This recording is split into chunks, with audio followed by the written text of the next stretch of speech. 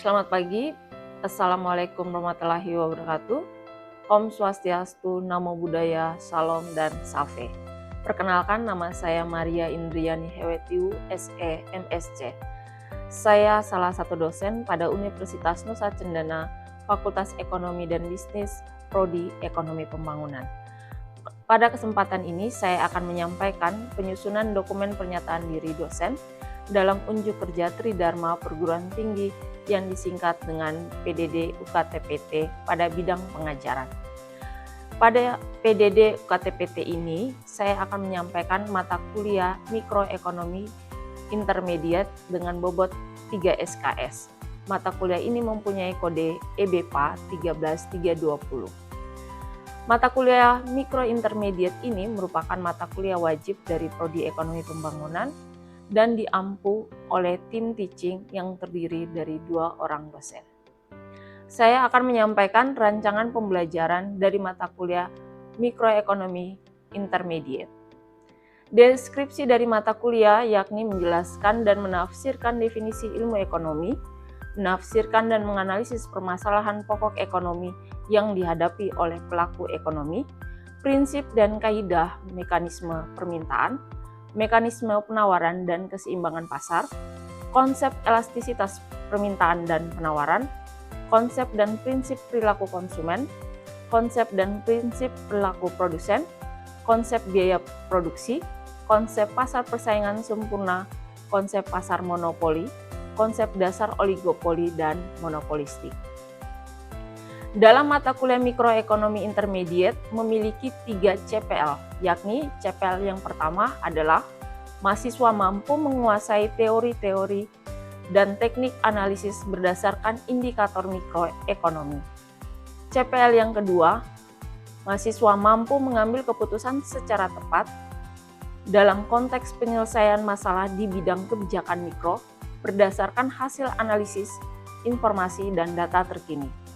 CPL yang ketiga, mampu memecahkan masalah ekonomi dengan menggunakan teori atau model ekonomi, kondisi empiris, dan penalaran analitis yang logis dan ilmiah.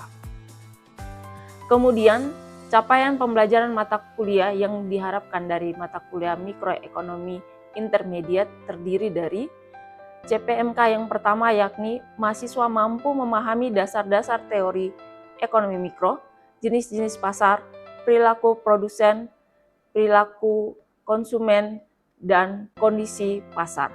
CPMK yang kedua, mahasiswa mampu menganalisis dan memecahkan masalah-masalah ekonomi yang terjadi di dalam masyarakat yang merupakan pelaku ekonomi yang ada di dalam sistem perekonomian.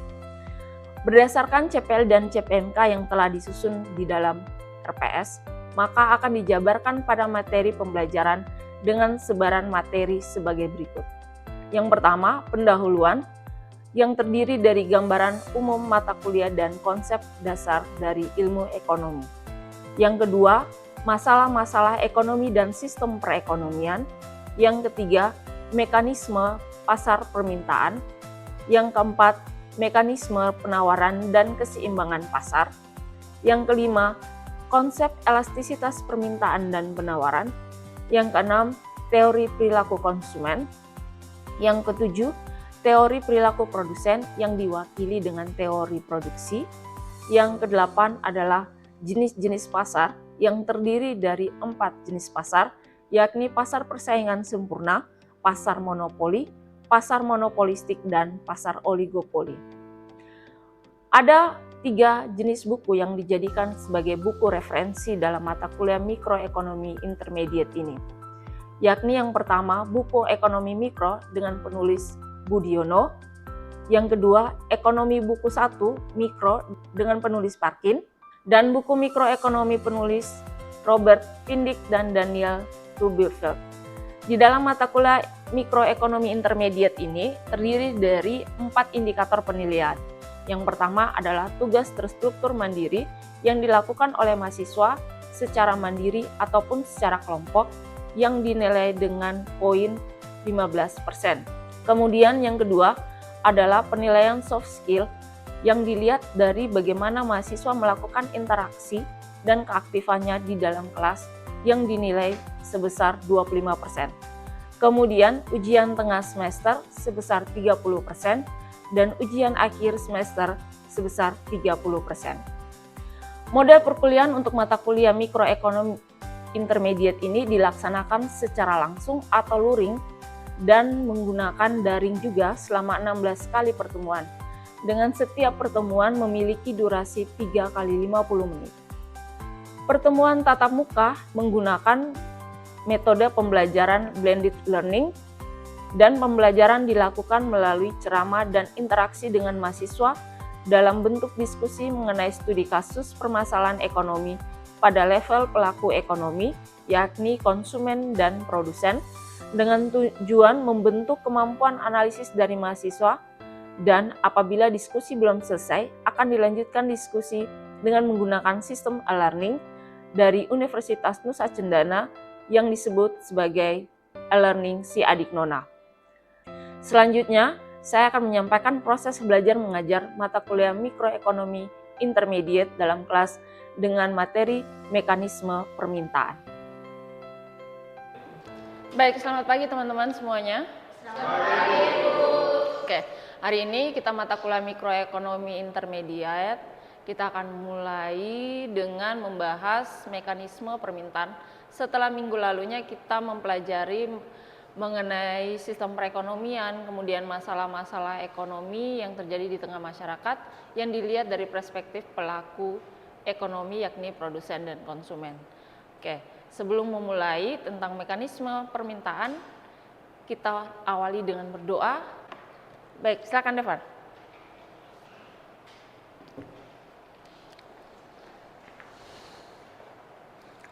Baik teman-teman dan ibu dosen, sebelum kita memulai perkuliahan kita pada pagi ini, Terima kasih Devan. Untuk absensinya nanti Ibu akan kirimkan barcode ke teman-teman melalui WhatsApp group mata kuliah mikroekonomi. Jadi kawan-kawan bisa langsung scan barcode-nya dan terabsen di Si Adik Nona. Oke, kita mulai dengan mekanisme permintaan.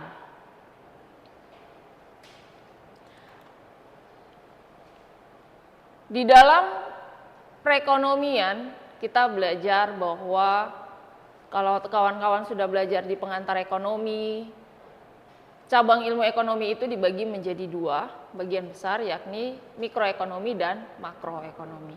Salah satu pokok materinya adalah kita belajar mengenai elastisitas permintaan dan penawaran.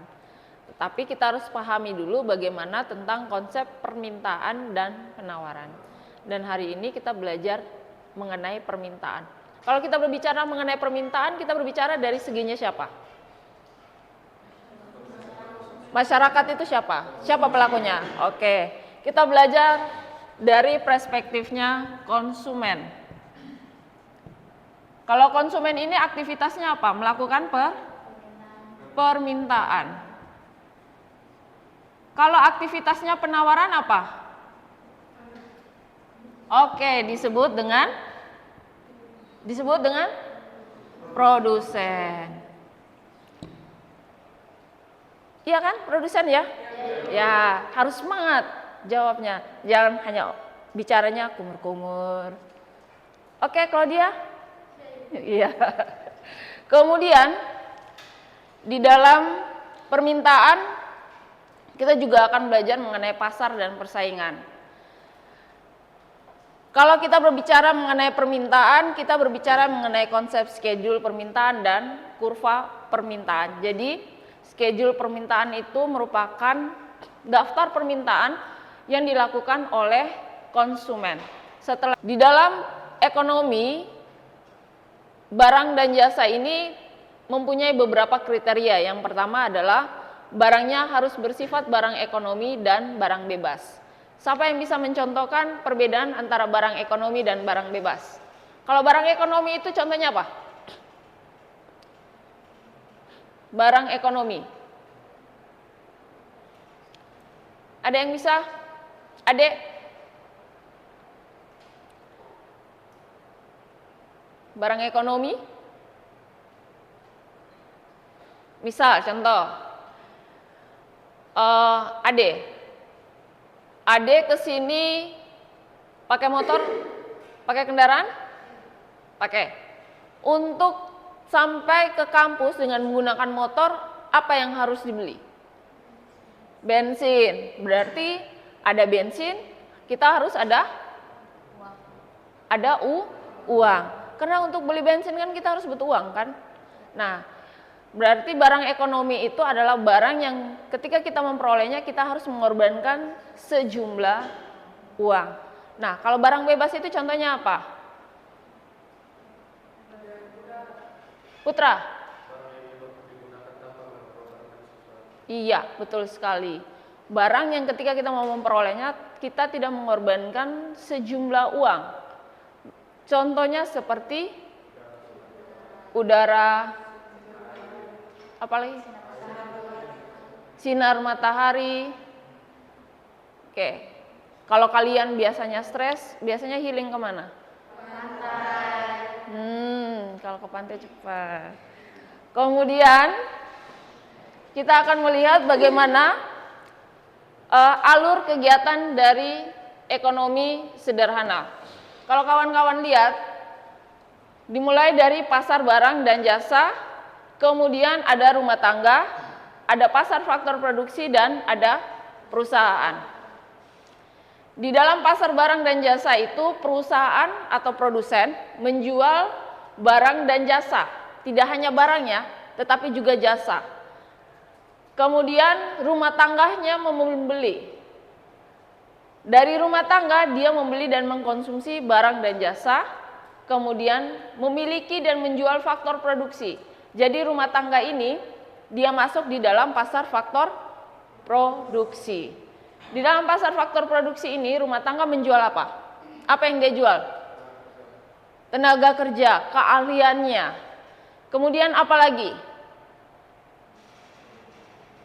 Apa yang bisa dijual oleh rumah tangga? Apa? Kalau misalkan rumah tangga tersebut memiliki lahan, ya kan?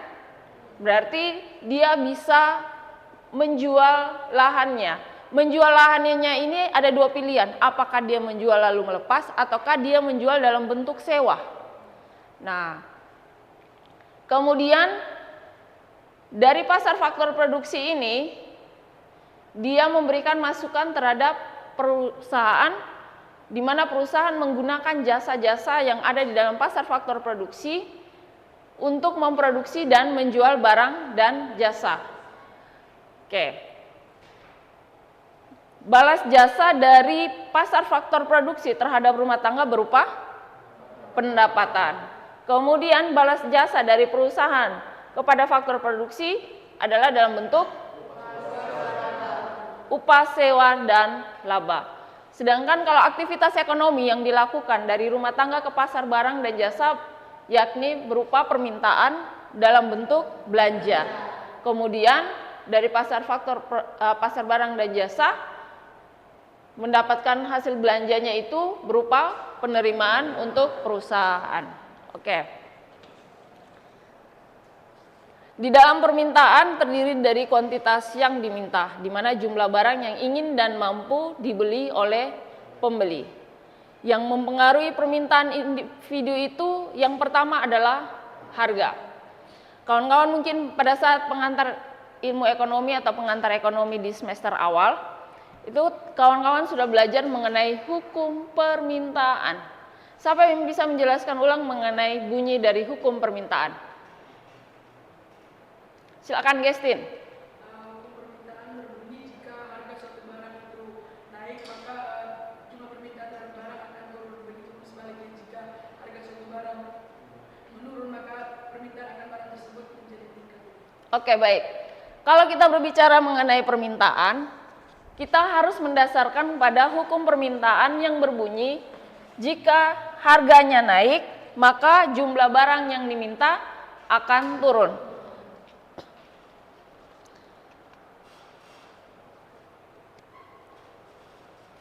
Kalau kita buat dalam schedule permintaannya,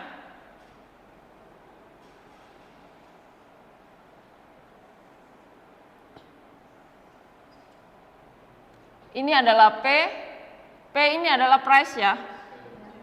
price kemudian quantity atau jumlah barangnya. Misalnya harganya adalah 10.000.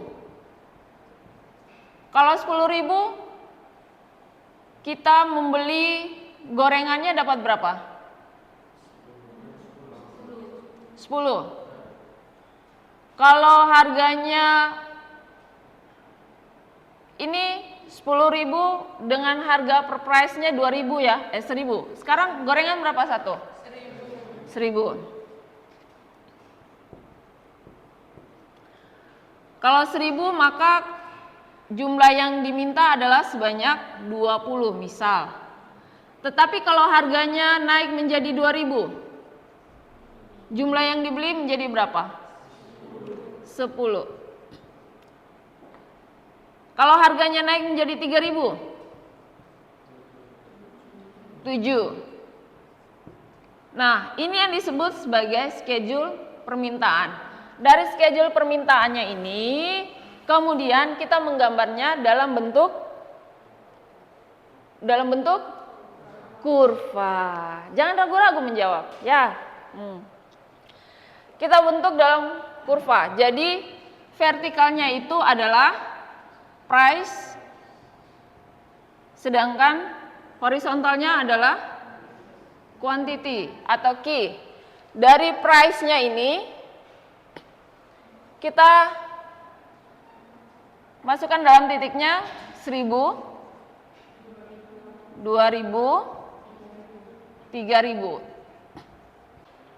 Oke, setelah kita menggambarkan kurva yang bagian vertikalnya, sumbu vertikalnya yang merupakan sumbu harga 1.000, 2.000, dan 3.000, maka kita masukkan nilai kuantitinya. Ketika kita membeli harganya 3.000 satu gorengan, maka dia kuantitinya adalah 7. Kemudian dari 2.000 turun naik ke 10 dan 20. Kita tinggal menghubungkan titiknya.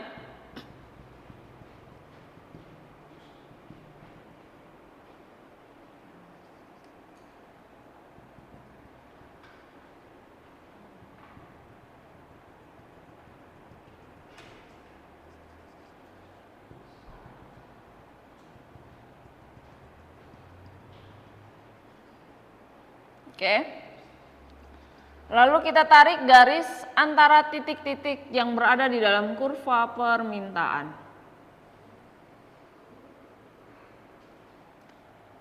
Ini yang disebut sebagai demand line atau garis permintaan.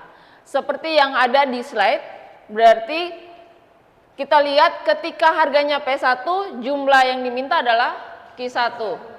Ketika harganya P2 turun dari P1 ke P2, maka jumlah yang diminta adalah Q2. Sama seperti yang kita contohkan di papan tulis bahwa ketika harga gorengannya satunya 1.000, maka jumlah yang diminta adalah 20. Tetapi ketika harganya naik menjadi 3.000 satu gorengan, maka jumlah yang diminta adalah 7. Jadi di sini berlaku hukum permintaan yang tadi sudah disampaikan oleh Gestin bahwa yang menyatakan ketika harganya naik, jumlah kuantitas yang diminta oleh konsumen juga akan turun. Faktor yang berikut yang mempengaruhi permintaan adalah pendapatan. Untuk pendapatan sendiri dilihat pengaruhnya itu terhadap barang inferior dan barang normal. Kalau untuk barang normal, jika pendapatan meningkat akan mendorong peningkatan terhadap permintaan barang tersebut. Dan sebaliknya dengan menganggap hal lainnya tetap atau disebut dengan asumsi ceteris paribus. Asumsi ceteris paribus adalah ketika faktor-faktor yang dianggap mempengaruhi Q dianggap tetap. Jadi kan kawan-kawan sudah belajar di pengantar ekonomi konsep permintaan. Faktor-faktor yang mempengaruhi permintaan itu apa saja? Apa saja? Harga, kemudian apa? Pendapatan. Setelah pendapatan apa? Selera. Setelah selera apa? Harga barang lain. Harga barang lain. Oke. Nah. Oke. Kemarin kalau tidak salah kelompok yang ditugaskan adalah kelompoknya Gestin dan Putra. Saya berikan kesempatan untuk Gestin dan Putra untuk ke depan menyampaikan hasil wawancara atau hasil analisis yang telah mereka lakukan dengan berdasarkan pada data wawancara. Silakan.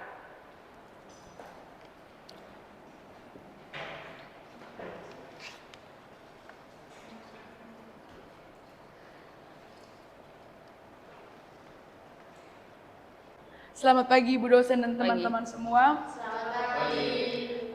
Sebelumnya terima kasih atas kesempatan yang diberikan kepada kami berdua. Di sini saat senama Agustina Buku dengan teman saya, kami berdua akan melaporkan hasil wawancara kami yang sudah kami lakukan selama satu minggu terakhir terhadap permintaan dari masyarakat. Di sini kami berdua memilih 4 narasumber yang terdiri dari yang pertama ada ibu rumah tangga, yang kedua bapak-bapak, yang ketiga itu anak muda, khususnya yang perempuan, dan yang keempat anak muda yaitu kaum laki-laki. Pada kesempatan ini saya akan menjelaskan bagaimana permintaan dari ibu rumah tangga dan anak muda khususnya bagi kaum perempuan. Baik kawan-kawan, untuk ibu rumah tangga sendiri, akhir-akhir ini kita sudah tahu bahwa harga bahan pokok semakin naik, terutama yang terjadi pada beras dan juga minyak.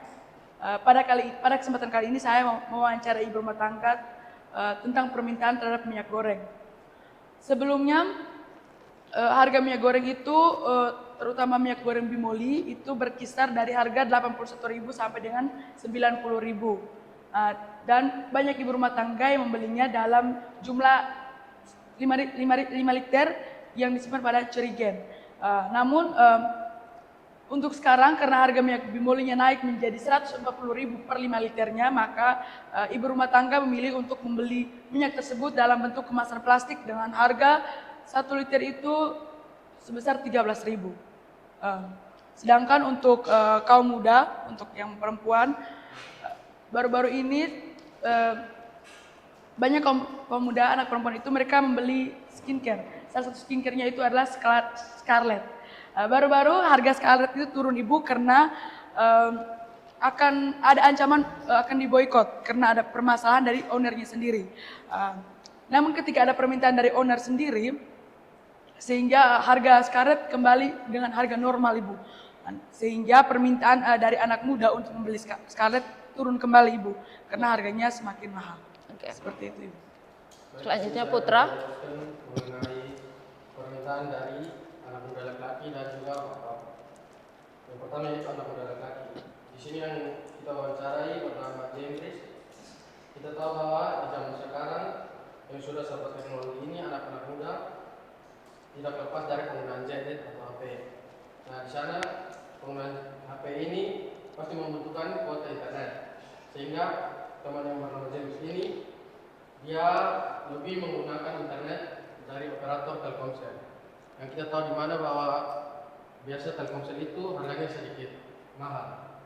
Nah, teman James ini dia biasa membeli kuota itu pada saat terdapat promo, sehingga harganya menurun.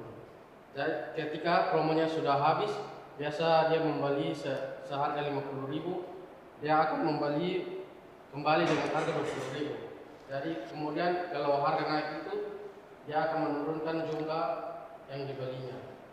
Nah kemudian dari anak muda laki-laki ini, yang kedua yaitu narasumber yang kita wawancara itu bapak-bapak yang bernama Mercy.